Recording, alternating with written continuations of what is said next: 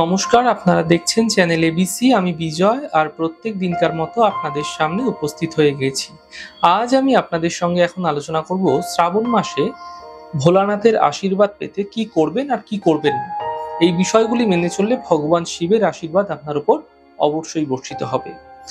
দেখুন, শ্রাবণ মাসের গুরুত্ব যদি আমি আলোচনা করি তাহলে বলবো যে পৌরাণিক বিশ্বাস অনুসারে শ্রাবণ মাসে মহাসমুদ্র মন্থনের সময় ভগবান শিব বিষ পান করে গলায় নিয়েছিলেন, যার কারণে তাকে নীলকণ্ঠ বলা হয়।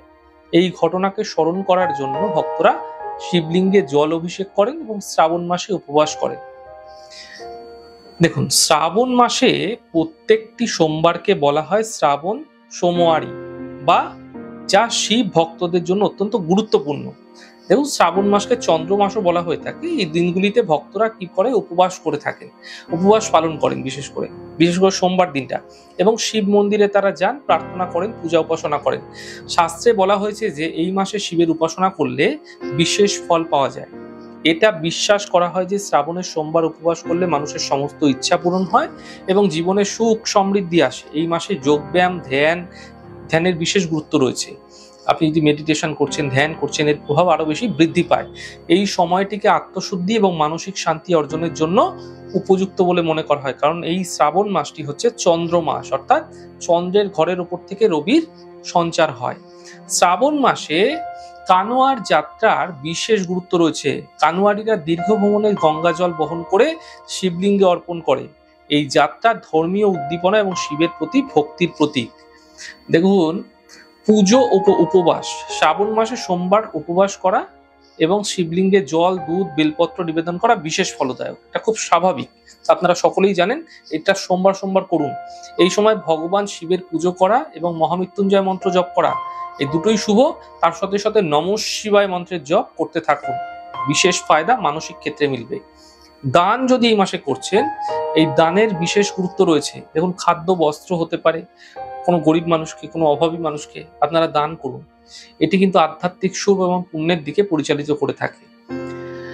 দেখুন, কীর্তন বা ভজন, এই যে শ্রাবণ যে মাসটা, এই শ্রাবণ মাসটা এসছে জ্যোতিষীয় নক্ষত্র মণ্ডলী শ্রবণা নক্ষত্র থেকে নাম এসছে শ্রাবণ।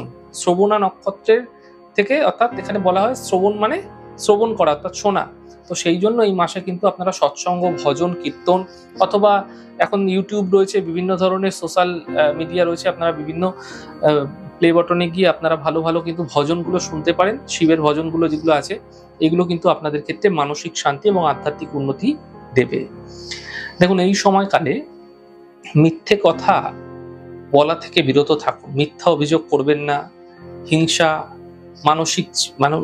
মানসিকভাবে নিজে ছোট বিষয়টাকে দুশ্চিন্তাগ্রস্ত করে নিজের মনের মধ্যে বিষয়টাকে কিন্তু আরো বেশি গেঁথে নেবেন না।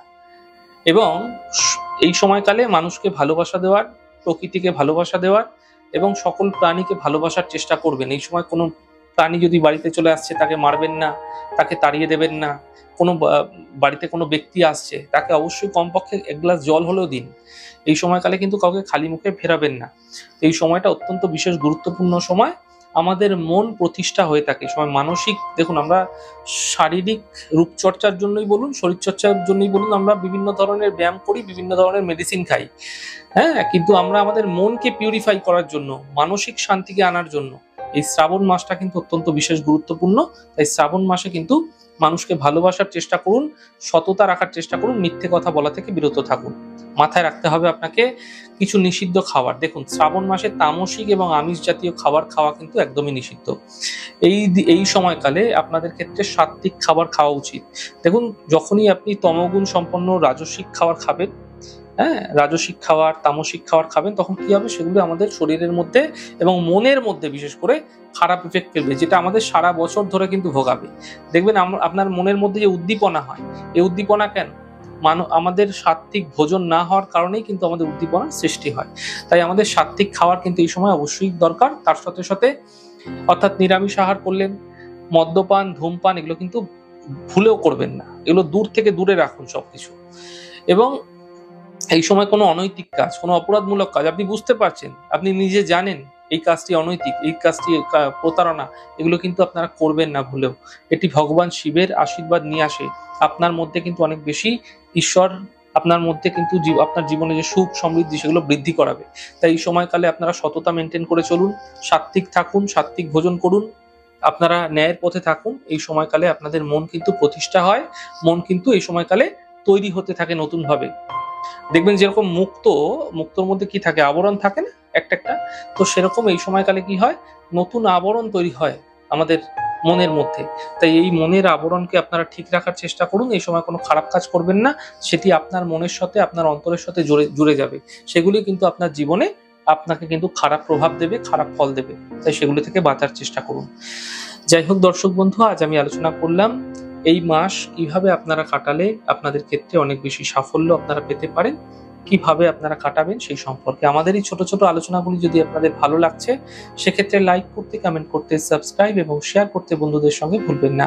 অনেক ভালো, সুন্দর এবং সুস্থ থাকুন। আগামী পর্বে দেখা হবে। নমস্কার।